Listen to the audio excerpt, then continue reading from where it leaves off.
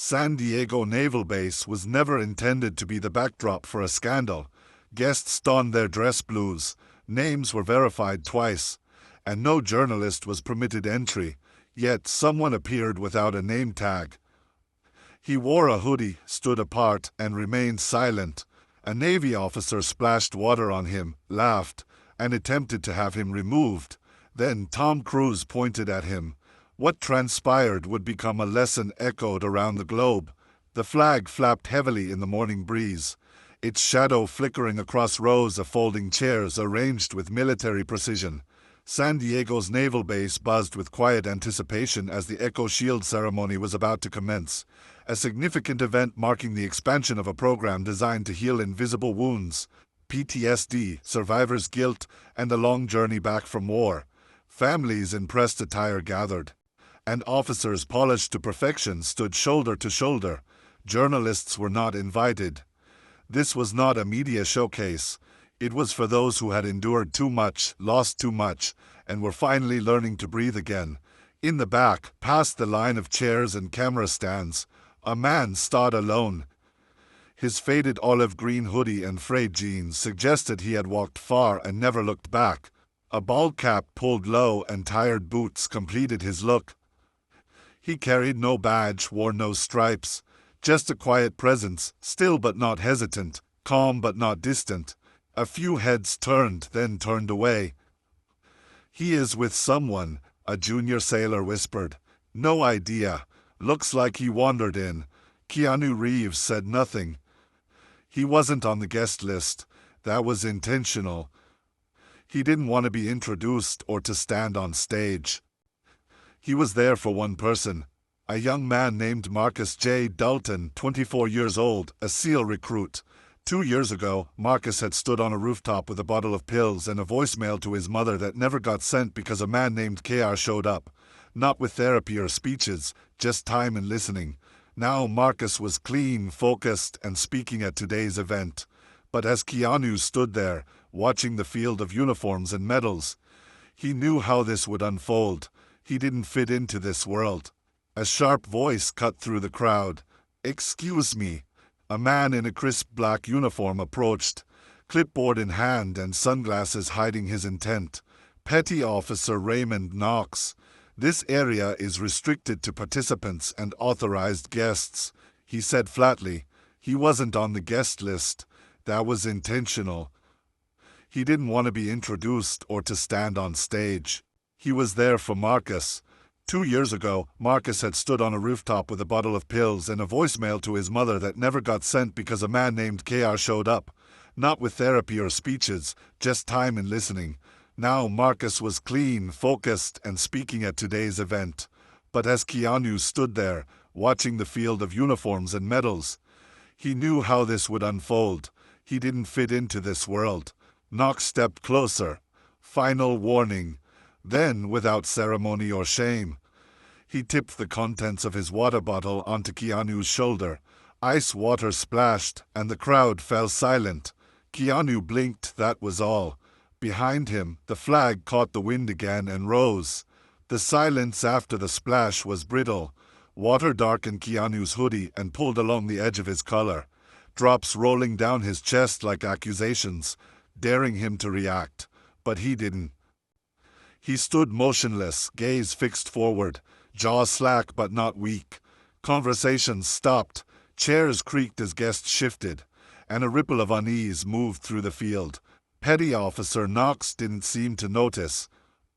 He adjusted his sunglasses, feigning nonchalance, but his voice grew louder with each word, not for Keanu's benefit but for the audience. "I said, you're not on the list. That's not a request. It's an order." Keanu finally moved, not toward Knox but toward his duffel bag at his feet. He picked it up, gently brushing off a few drops of water from the handle, then looked up, calm and still. "I told you," he said softly. "I'm here for Marcus Dalton." Knox laughed. "Right, Marcus Dalton. So what are you? His life coach? Spiritual guru? Let me guess, another guy who helped him find his path?" "I've heard it all." A lieutenant cleared his throat awkwardly from a few yards away, and a civilian counselor nearby took a step forward, clearly uncomfortable, but no one intervened. Not yet. I didn't come to disrupt anything, Keanu said, his voice even. I've been part of Echo Shield for a while. I'm not new here. Knox folded his arms. Then why don't we know who you are? Keanu didn't answer. Instead, he looked down at his feet, exhaled once through his nose. He'd done this before. Been underestimated, mislabeled, dismissed. That wasn't new. But this time felt different because this place, this base, was supposed to be different. It was meant to be the one place where you didn't have to be someone to be seen. Knox, emboldened by the silence, stepped even closer. You dress like a homeless vet. You walk in like you own the place. But you're not on any registry, any donor list, any chain of command. You're no one, and if you don't leave right now, I'll have security escort you out. Keanu looked past him across the ceremony grounds. Marcus had emerged from a side tent, flanked by 2 SEAL officers. He looked sharp in his uniform, his chest filled out, his eyes alive again. He hadn't seen what was happening yet. Keanu's fingers tightened around the strap of his bag. For a second, his expression cracked, not in anger but in something older, something like sadness. Not for himself, but for how small people can become when they forget the very values they were trained to protect. Knox raised his radio to his mouth. "Control, I've got an unlisted civilian." But before he could finish, another voice called out, crisp and urgent. "Wait." All heads turned. It was Marcus. He had stopped dead in his tracks, staring at Keanu, his mouth moving, breath caught in disbelief. "Mr. Reeves." The entire base froze. Mr. Reeves. The name sliced clean through the morning air, louder than the flags flapping or Knox's breathless indignation. Every head turned, from officers in their polished dress whites to the enlisted seated in neat rows. Conversations died mid-sentence. The tension that had been slowly tightening around the scene now snapped. Marcus was already moving, stepping off the path and half-jogging toward Keanu, ignoring the shouts behind him. His uniform jacket flared slightly with each stride, but his eyes were locked forward, wide and disbelieving. Keanu didn't move, not at first. Knox stared at Marcus, confused. "Wait, you know this guy." Marcus didn't answer. He stopped 2 feet from Keanu, breath shallow, unsure of what to say.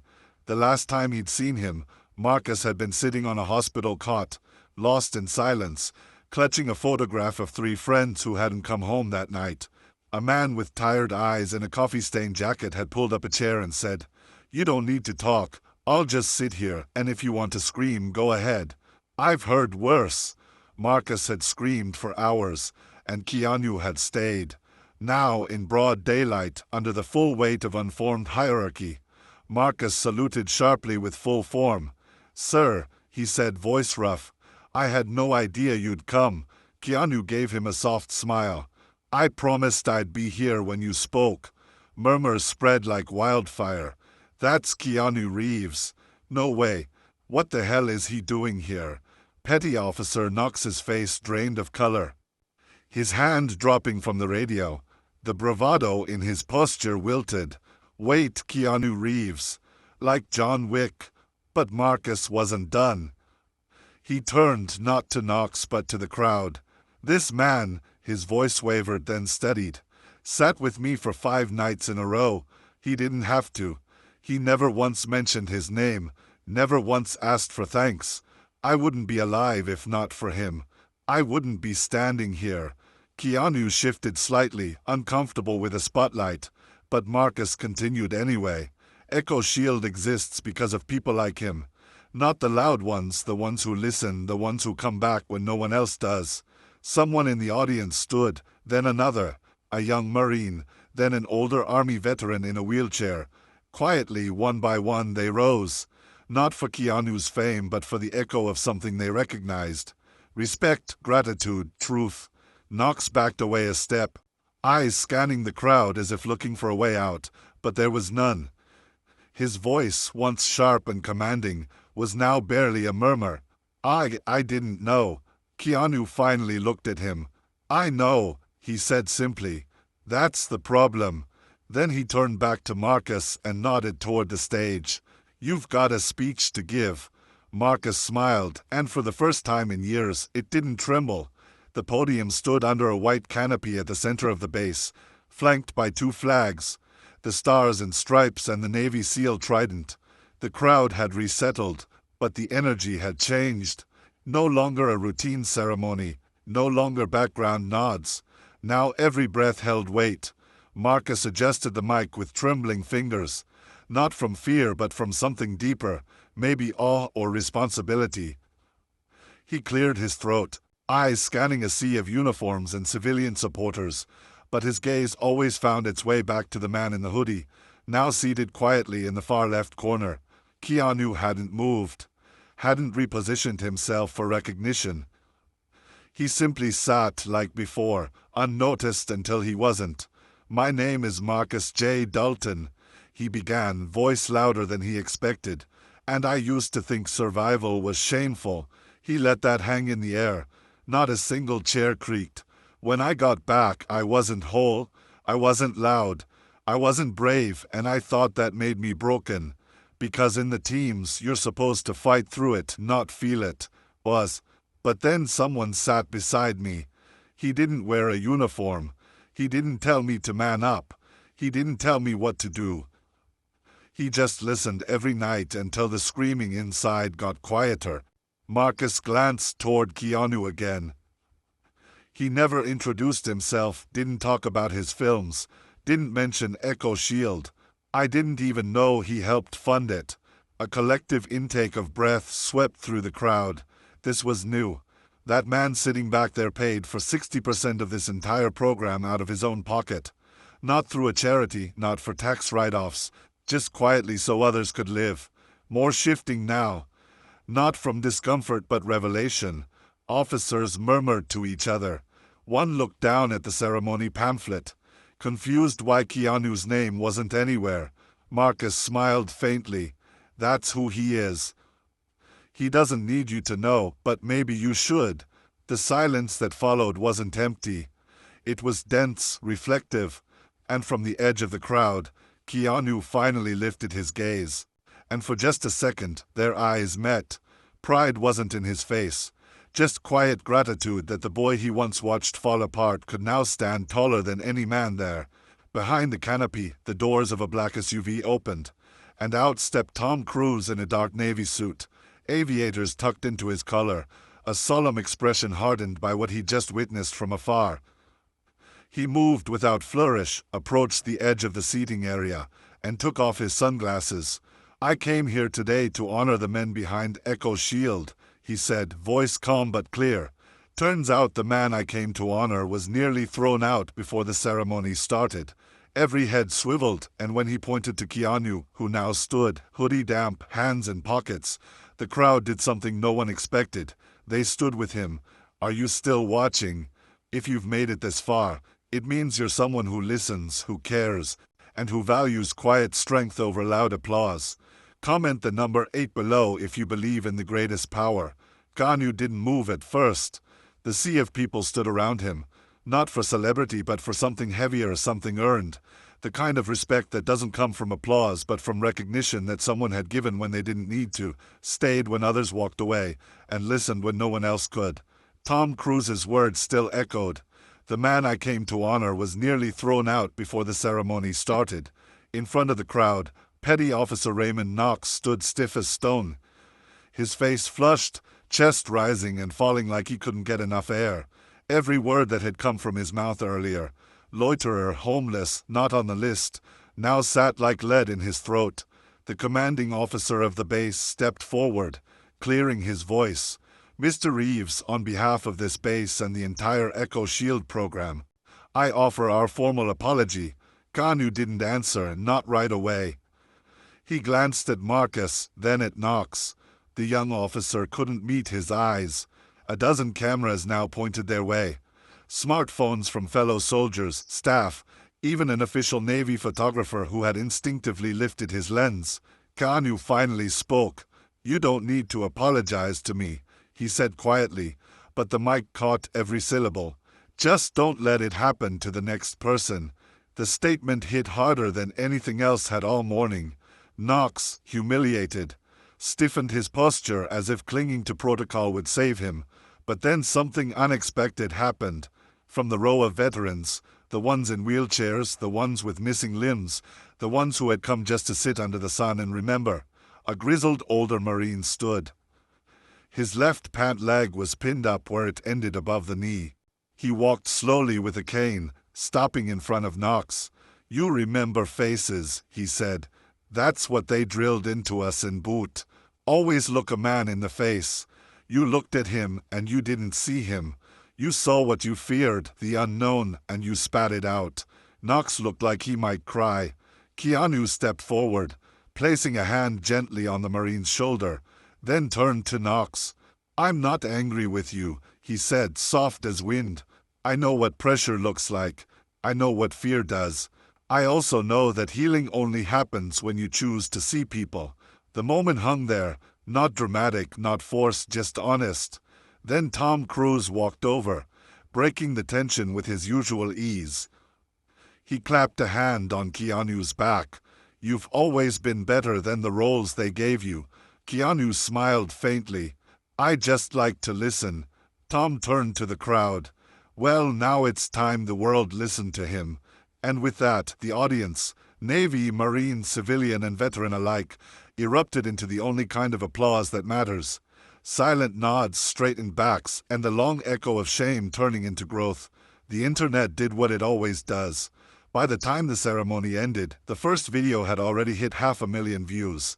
The moment Petty Officer Knox splashed water on Keanu Reeves, followed by Marcus' stunned reaction. The caption read, "Navy officer harasses homeless man. Turns out he's Keanu Reeves."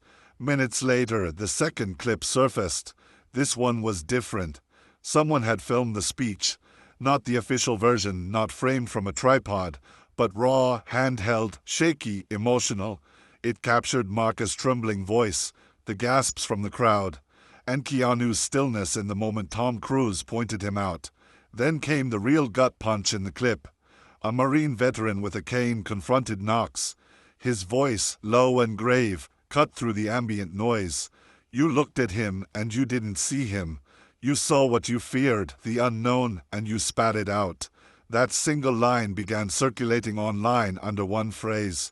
"You didn't see him." Within hours, the hashtag exploded. Not because it was Keanu Reeves, but because people recognized something real. How often we judge what we don't understand. How fast we dismiss someone who doesn't look the part. A retired Army medic from Kentucky posted, "I wear sweatpants and shake when I talk. A cop once assumed I was drunk in public. I was just reliving Fallujah." A college student in Chicago wrote, "My mom was kicked out of a military support group because she's not a widow, just a sister." Even the Navy's own internal message board lit up. Some anonymous SEAL posted, "We train to see threats. Maybe it's time we start training to see people again." Back at the base, Knox sat alone in a disciplinary hearing room. His uniform jacket lay folded beside him. His eyes red. There were no lawyers, no PR managers. Just a table, a report, and regret. A senior officer stood across from him, holding a printed still frame from the second video. The moment Keanu reached out to place his hand on the Marine's shoulder, the officer tapped the image with a pen.